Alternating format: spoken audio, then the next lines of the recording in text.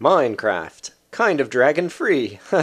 I think it used to say absolutely no dragons or something like that, so that's a nice little update now that you can go to the end and fight an ender dragon. This is episode 10 of Exploration and Tactics with Brian. In this episode, we're going to go back to the Nether Fortress and kill some blazes, and then we will also be able to start doing some brewing potions. But before we do that, we're going to need to get a little bit more supplies, so let's go ahead and get started. My supplies for coal and torches are pretty low, and so I'm going to go do some more, a little bit mining and exploring. It'll also give me a break from the sounds of the nether, and so I'll bring you guys back in if there's anything too interesting, but otherwise I'm just going to go down into this mine and see what I find. I'm also going to use my Fortune 1 pickaxe. Ooh, I just heard a zombie take fall damage. On coal, because I think it works on coal, and so I got one brick there. Oops. Guess I can use a normal pickaxe on that. I got one piece of coal there, but I got two pieces of coal there. And basically, I only have Fortune 1, and I know you can get Fortune 2 or 3, and that gold tools are more enchantable than diamond tools by a lot. And so what I think I plan to do is build up a little bit more experience and enchant a gold pickaxe, and hope that I might get Fortune 2 or Fortune 3 on the gold pickaxe. And even though gold does not have many uses, I would then save that pickaxe just for diamonds, so that I can get the maximum yield on diamonds.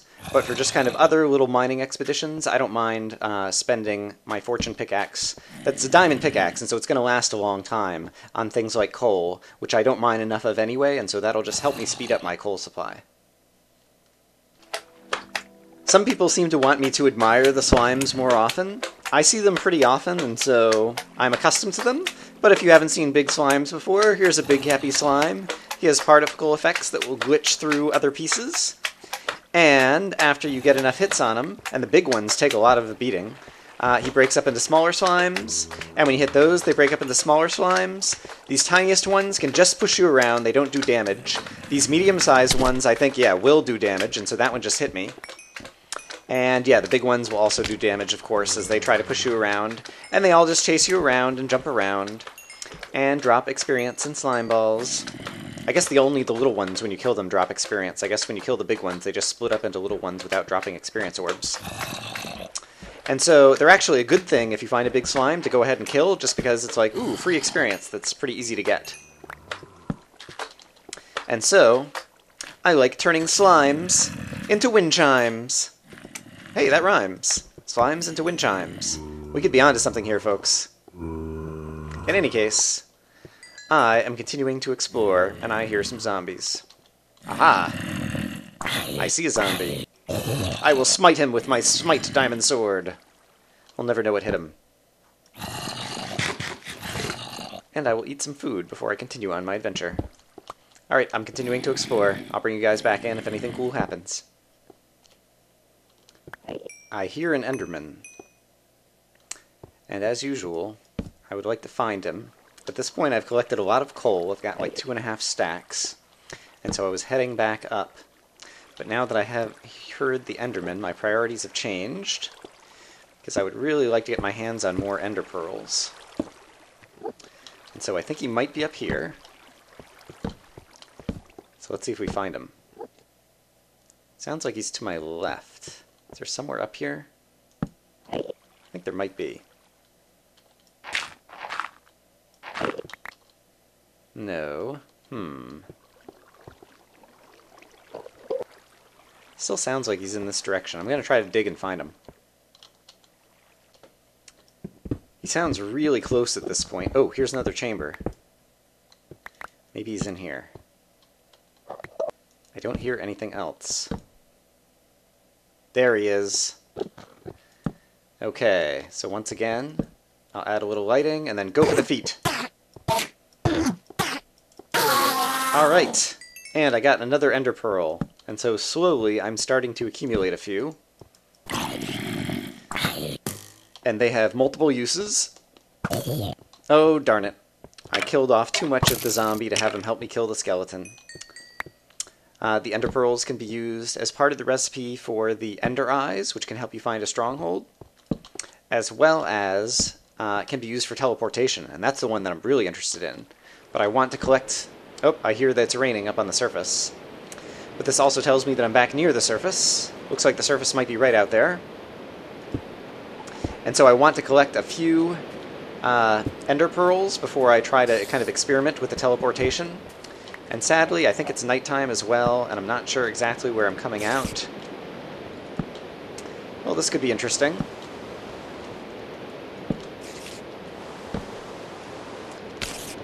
Ooh, I think something hit me. Or possibly I heard an enemy take fall damage. I do not like the fact that the two sounds seem to be the same now.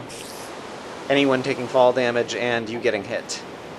And I also need to eat some food before I pop up into the who knows what out here. Oh crap! Spider, spider, spider. Oh no, and it's a chicken! Look out! The chicken's gonna get me! Alright, if it's a chicken, I know I am probably a little bit to the north of my base. Oh! Enderman, and he just teleported around, and so I think he's coming back after me, and here's a spider. I haven't been fighting at night in a while. Fortunately, I still have my brightness turned up from being in the nether, but apparently now we are outside in the rain, fighting at night. I can't hear if there are other enemies trying to sneak up on me from other directions, but all the light... Ah, there's the red mushroom, so my house is that way. I see another creeper over here. Hopefully this gives you a sense of why I don't like the tall grass, because the creeper kind of blends into the tall grass some. And so that's why I try to always get rid of the tall grass. I'm going to go ahead and hop in the water and swim back over here. The Enderman who teleported away, it occurs to me that it's raining and Endermen don't like the water, and so perhaps he teleported away for good. And in any case, I'm going to try to get back in the base and go to sleep and reset the weather, so I'll see you guys in a moment. Okay, so I'm back safe at home. I have some farming stuff to go ahead and collect, and so I'm going to take a moment to do that. But at this point, now I have tons of coal, as well as some other resources, and so I can go make some more torches and we can head back into the nether. Alright, we are back at the Nether Fortress.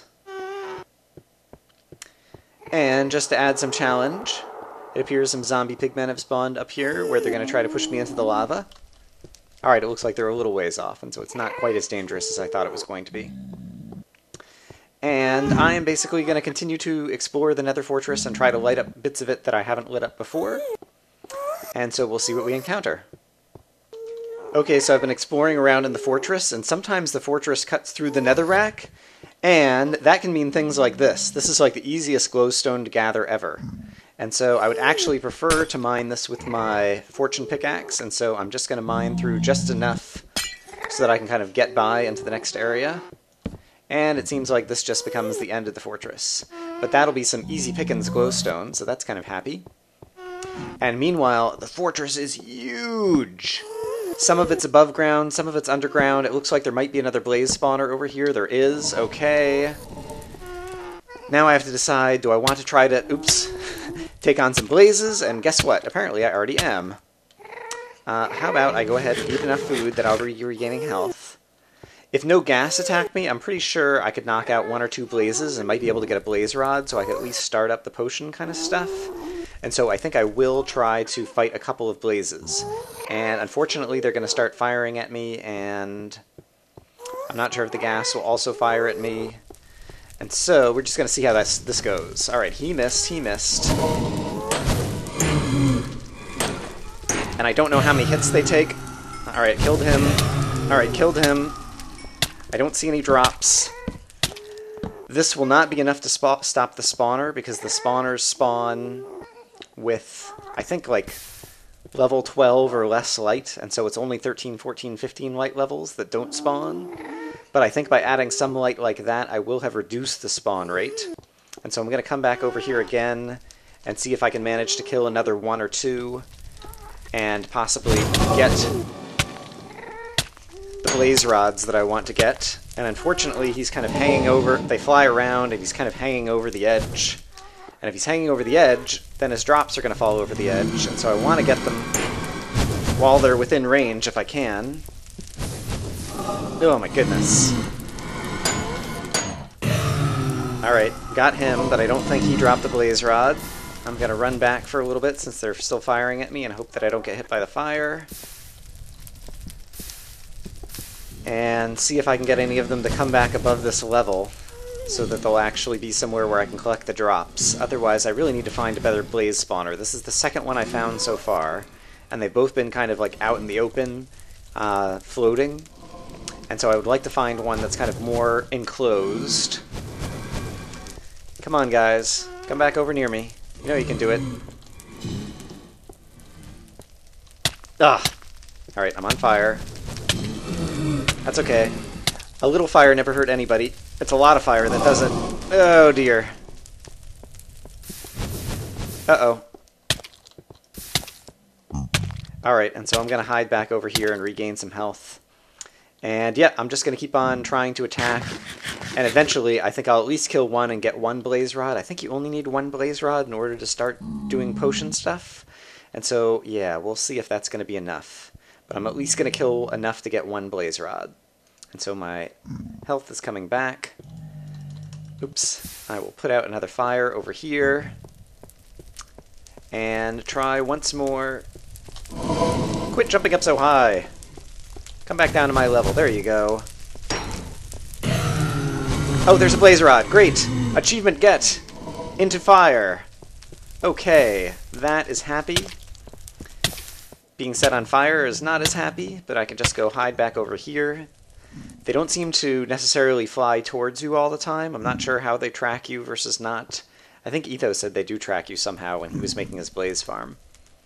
But now that I have at least one blaze rod on my person, I'm going to continue doing some exploring since, yeah, my iron armor is still in okay shape. And I still have a few more torches, right? Yeah, I can make more torches. Yeah, I can make plenty more torches, actually. So I'm going to continue to explore and see if I find another blaze spawner that might be easier to get at, and also just explore more of this fortress, which is gigantic. It's humongous. These blazes are still shooting at me, which I would like them to disengage, and so maybe if I walk far enough away over here... Oh, this is where the end of the fortress is over here, apparently. So we'll try going another direction. Anyway, as usual, I will bring you guys back in if and when it's appropriate. Alright, I am back home, and with cobblestone and a blaze rod, I can create a brewing stand.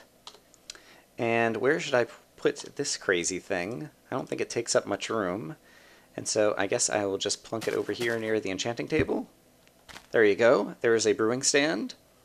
And I think I also need to make some kind of like water cauldron or something that goes next to it. In any case, I'm going to have to look up some things on the wiki to learn a little bit more about potions, but I do actually have some interesting plans for them. Alright, so I've looked some stuff up on the wiki, and now we'll find out how much I remember. But I need a cauldron, which looks like that. And you put this next to the brewing stand somewhere, and so I guess I can just drop it right there. And then I need to fill it with water. And yeah, I have a water bucket already ready over here. And so do I just click on it and I dump the water in? Alright. And then I need to make some glass bottles. And so I had some sand, and I have some sand getting cooked up over here. And I believe glass bottles are just kind of like buckets, only with glass. And so you could go like that. Oh, and they get made 3 at a time. I didn't realize that. Alright, well, apparently I'm making 6 glass bottles. And then the glass bottles, I believe, you can fill with water. The same way you fill a bucket with water. And so I can just fill a bucket with water, and then... Neat!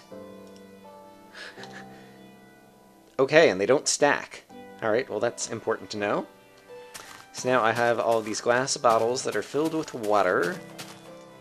Brewing potions is very complicated, it seems. And so now I can go to the brewing stand, and I can put the glass bottles in here, and you can brew up to 3 things at a time with one particular brewing reagent. And so I can drop some nether wart in the top, and nether wart with glass bottles will brew, I believe, awkward potions, which don't have any effect, but are the kind of like next step in order to brew certain other potions. And so while that is brewing, I will go... You'll notice I still have a reed farm here, despite the fact that I've created probably all the bookshelves I'm going to need, at least for a while. And the reason is that there's something else. I keep calling it a reed farm. I forget that it's called sugarcane now. And the reason that it's called sugarcane is you can turn sugarcane into sugar. And sugar is something else that we can use in some of these potions. So if I go over here to the brewing stand, yes, now these are awkward potions, and now I believe I can drop some sugar in here and brew sugar into an awkward potion, and I believe it will give me a sprinting potion, or a potion of swiftness, or whatever it's called. And that's the thing I really want to try, because it's going to play into one of the things I want to do next. And so we are going to try out some of these swiftness potions and see just what they can do. And how long does it take to brew these guys? Gotta get over here and right-click on this thing. Okay, it's almost done. Okay, now I have 3 potions of swiftness, which give you speed for 3 minutes. Sounds pretty cool. Oh, and I get an achievement. Local brewery for brewing a potion. And then taking it back out. So I guess I will drop these water bottles back in here and go ahead and get things set up for some more awkward potions. But I have not done this before, and I don't even remember like seeing other people drink a potion of swiftness, other than Etho and his cool video that he did with running through the explosions. And so I'm going to drink that. And it says I have speed for another 2.5 minutes, and alright, if I'm walking, I can't really tell if I'm walking faster, but if I'm sprinting, so yeah, this is definitely faster, and if I sprint and jump, alright, it's not quite as fast as I thought it was going to be, but it is faster. And so I should read about, like, you know, if it's a 10% increase or a 50% increase or what it is. And I think you can also jump farther. It doesn't seem like you can jump higher. And I haven't checked out, like, I don't have any monsters to fight or anything to see if any other kind of movements and things change. Doesn't seem like you jump any higher. And I know there's also a way, I forget if it's redstone or glowstone. I think glowstone you can add to one of the potions of swiftness, and it will give you kind of a level 2 potion of swiftness, which makes you go even faster. And so I have a bunch of glowstone dust, and so I think I'm actually going to try that as well. And so I feel like I'm kind of wasting this potion, but it's pretty cheap to create. Nether wart with my farm, I'll have plenty of nether wart. Hello, squid, sticking your head up out of the bottom of the ocean over there. And obviously sugar is very easy to come by, and these glass bottles apparently are reusable because I drank it. Now I still have the glass bottle in my inventory. And so I don't mind kind of, you know, wasting a little bit as I kind of experiment with these potions. And so I'm going to click over here. I'm going to take out these awkward potions. I'm going to put back a couple potions of swiftness, and I'll even leave an awkward potion in here. I'm not sure if awkward potion plus glowstone actually equals anything. But I'm going to take a piece of glowstone dust as another brewing reagent and drop that in here and see what it does with these potions. So that'll take a little while. And while I still have a minute of speed, is there anything else clever I can do? I want to see how far I jump. And so let me just put like something right there, and then no, I jumped too far. I did 2 jumps. Just trying to see with 1 jump how many blocks I clear. Made it to about here. Oh, that's still only like 3 or 4. That seems a lot like normal sprinting. It's definitely the case when I'm just walking around like normal that the walking speed is greatly increased. And I haven't noticed, yeah, I've been doing a lot of jumping and running and all kinds of activities to see if, while you have this potion going, if you end up using more of your food bars or not. And so that is something else I might try to read about on the wiki. Let's go ahead and see. Yes, potion of swiftness number 2. So I'm going to try drinking one of those in just a moment. And then, yeah, glowstone into an awkward potion didn't seem to do anything else. And I think my potion just wore off. Yes, because I saw my field of vision change. But now we have, this one was a potion of swiftness number 2, right? Yes. Speed 2. And so now I'm going to try drinking this one. And I can't really tell, again, if I'm going much faster than last time. Well, yeah, I'm definitely going faster again. And so this would be a very fast way to travel. Yeah, this is pretty fun, actually. Whee! I should try to measure the speed. I should put together a little course where I, actually mark out every 10 paces or something, and see just how fast I'm managing to go.